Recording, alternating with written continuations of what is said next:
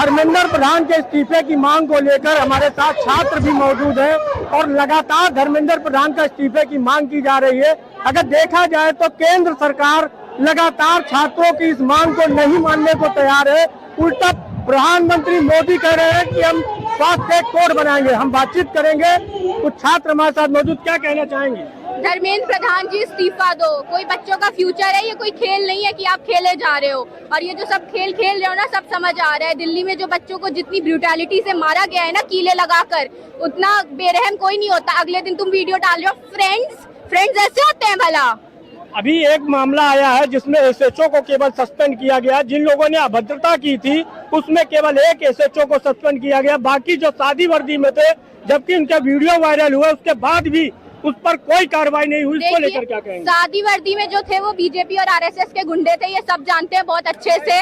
उन्होंने यही करा है। हम लोगों को तुम एंटी नेशनलिस्ट बता रहे हो। तुम क्या हो भाई? तुम क्या हो? तुमने क्या किया है देश के लिए? बर्बाद कर रहे हो तुम हमें। जब चाय वाले के हाथ में सत्ता दोगे ना, तो वो चूतिया ही बनाएगा। तो जैसा कि इन्होंने कहा कि चाय वाले के हाथ में जो सत्ता दी जाती है, तो इसी प्रकार का होता है।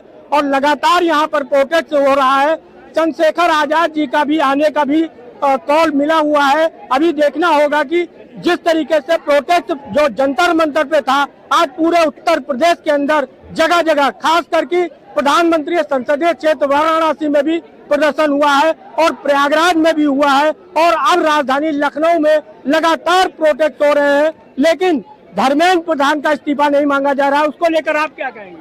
हम इस्तीफा ही मांगने आए हैं सर, और कोई बात नहीं करने आए। पहले भी जब शुरू हुआ था इस्तीफे के लिए ही हुआ था और कोई बात मिक्स हुई नहीं है इसमें।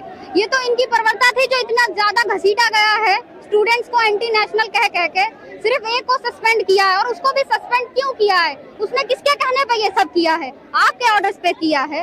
और जो भी सिविल ड्रेस में थे, गुंडे थे, जो भी थे, क्या इन लोगों को इतना नहीं मालूम कि हम एंटी नेशनल हैं? और अगर है भी तो इतनी तादाद में एंटी नेशनल कहाँ से आए देश में? नितिन नवीन कह रहे हैं कि छात्रों का आंदोलन है, उसमें राजनीति हो रही है। उसको लेकर क्या राजनीति हो रही है? हम अपना हक मांग रहे हैं, अकाउंटेबिलिटी मांग रहे हैं। इसमें क्या राजनीति है कि हम आवाज उठा पा रहे हैं अपने लिए? ये राजनीति है। और मैं ये जानना चाहती हूँ कि हम पाकिस्तानी है, सीआई से रिलेटेड है, तो ये लाखों की तादाद में कहाँ से आ रहा है आतंकवादी देश में? होम मिनिस्टर भी दो। अगर हम सब आतंकवादी और देश में घुस गए तो कैसे घुस गए हैं? क्या कर रही है होम मिनिस्ट्री? मैं ये कहना चाहती हूँ, जितना घसीटा गया है बच्चों को, जितना बुरा हो रहा है बच्चों के साथ, क्या ये सही बात है? ये फ्यूचर है हमारा। उनको नहीं पता कि किस हिसाब से फ्यूचर को कुचला जा रहा है। ये देश वर्ल्ड के बेस्ट डॉक्टर प्रोड्यूस करता है। अब कहाँ है डॉक्टर? फ्यूचर हो गया बर्बाद। और हम अकाउंटेबिलिटी मांग रहे हैं तो हम आतंकवादी? वाह सर वाह। उसके बाद वो आ गए, एक रील डाल दी है कि हेलो फ्रेंड्स। सर ये फ्रेंडशिप है आपकी? जिस प्रकार ये प्रदर्शन हो रहा है, लगातार राजधानी लखनऊ में अब प्रदर्शन उग्र होता दिख रहा है।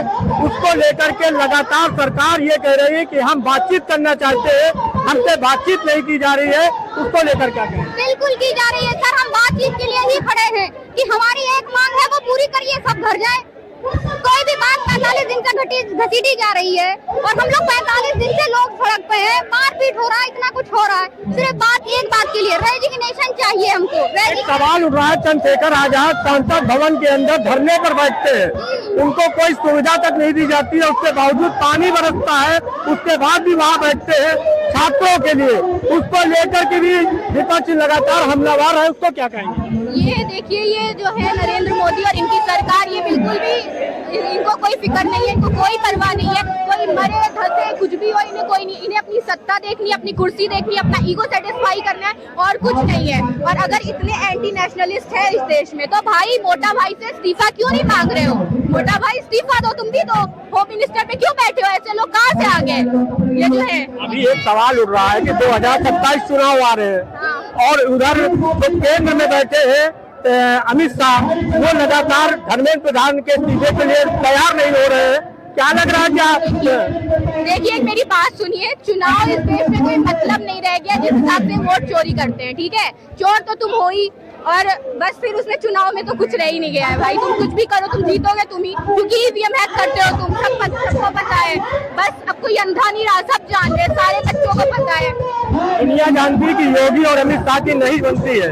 कहीं उसका ये खामियाजा छात्रों को तो नहीं उठाना पड़ा। अब उनकी बने चाहे कुछ हो, हमको धर्मेंद्र प्रधान का इस्तीफा चाहिए। वहाँ सोनम सर बैठे हैं, उनके पास 5 साल का स्विट्जरलैंड का वीजा था, बट वो बंदा सब कुछ छोड़ के हमारे लिए बैठा है। इतना एजुकेटेड पर्सन, तुम्हें कुछ भी परवाह नहीं है। सोनम वांगचुक का तो अनशन खत्म हो गया है। अब वो कहते हैं जब अनशन खत्म हो गया तो आंदोलन किस बात का? तो क्या वो मर जाते?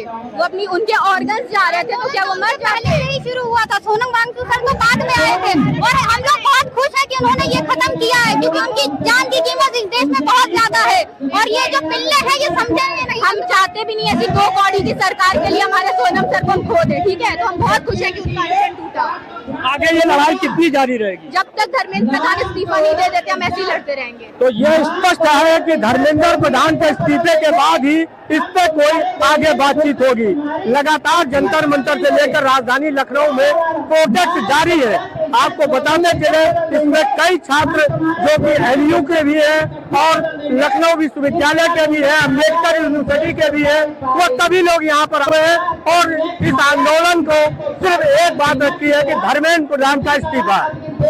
बने रहे प्राइम भारत पर।